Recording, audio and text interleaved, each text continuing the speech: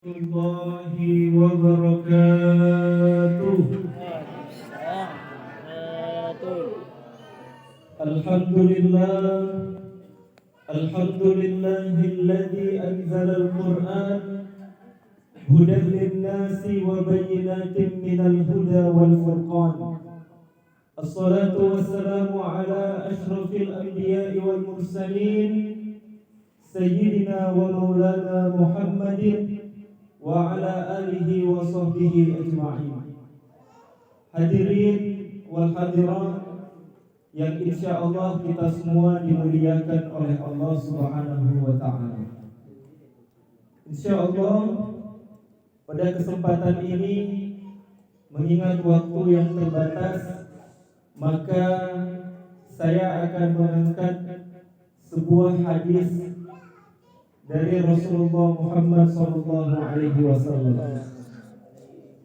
Bapak Ibu rahimakumullah, pada suatu ketika ada seorang sahabat laki-laki datang menemui baginda Nabi SAW.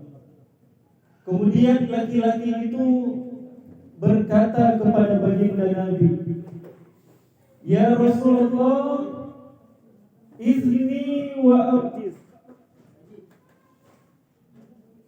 Wahai Rasulullah, berikan kepadaku nasihat, tetapi nasihat yang singkat. Berikan kepadaku pelajaran ya Rasul, tetapi pelajaran yang ringkas-ringkas saja. Faqala, maka kemudian baginda Nabi SAW bersabda dengan memberikan 3 nasihat penting kepada laki-laki tadi. Nasihat itu pula yang insya Allah tersampaikan kepada kita dan menjadi nasihat untuk pribadi kita masing-masing. Nasihat pertama yang baginda Nabi SAW sampaikan adalah, "Ya ashabi, idza kunta fi salatik fasalli salata muwaddi'." Kata baginda Nabi, "Wahai sahabatku, apabila engkau berdiri melaksanakan salat, maka anggaplah salat itu sebagai salat terakhir yang bisa engkau lakukan." Ini nasihat Nabi yang pertama, jemaah. Apabila engkau ingin berdiri melaksanakan salat, maka anggaplah salat itu sebagai salat terakhir yang bisa engkau lakukan. Artinya apa? Dalam melaksanakan ibadah salat, yang kita perhatikan tidak hanya kuantitasnya, tidak hanya berapa rakaat salat yang saya lakukan, tetapi ada yang tidak kalah pentingnya, yaitu bagaimana kualitas dari ibadah salat yang kita lakukan. Mengapa salat ini penting untuk kita perhatikan, jemaah? Karena salat ini adalah salah satu indikator utama tegak atau runtuhnya agama Islam yang ada pada diri kita masing-masing. Sabda Nabi, "As-salatu imaduddin." Salat itu adalah tiangnya agama. "Faman aqamaha faqad aqamad-din." Barang siapa yang menegakkannya, mendirikannya, berarti ia menegakkan agama yang ada pada dirinya. "Wa man tarakaha faqad hadamad-din." Barang siapa yang melalaikannya, berarti dia meruntuhkan agama Islam yang ada pada dirinya. Jadi jemaah, ini yang pertama, nasihat Nabi untuk kita perhatikan salat kita, baik kuantitasnya maupun kualitasnya. Yang kedua, nasihat Nabi yang kedua yang disampaikan adalah, "Ya ashabi, la takallam bikalamin ta'tadiru minhu qada."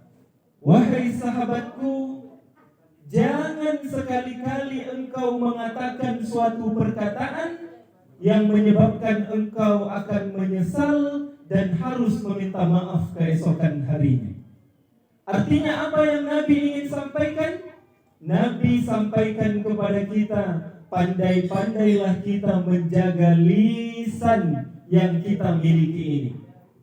Sebab jamaah, Rasul bersabda, salamatul insan fi hifzil lisan. Kalau kau ingin melihat di mana letak keselamatannya seorang manusia, maka engkau lihat bagaimana dia mampu atau tidak menjaga lisannya. Seorang sahabat pernah bertanya kepada baginda Nabi, "Ya Rasulullah, man salimal afdal?" Ya Rasulullah, orang Islam bagaimana yang paling utama?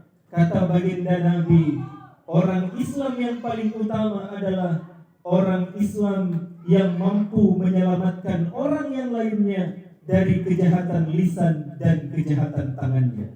Jadi nasihat Nabi yang kedua yang harus kita amalkan adalah pandai-pandailah kita menjaga lisan ini. Sebab lisan itu memang tidak bertulang, tetapi dia bisa lebih tajam daripada pedang.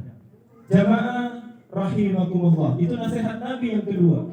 Nasihat Nabi yang terakhir yang disampaikan kepada laki-laki tadi sekaligus menjadi nasihat untuk kita semua adalah ijma'il ya'sa mimma fi aidin nas.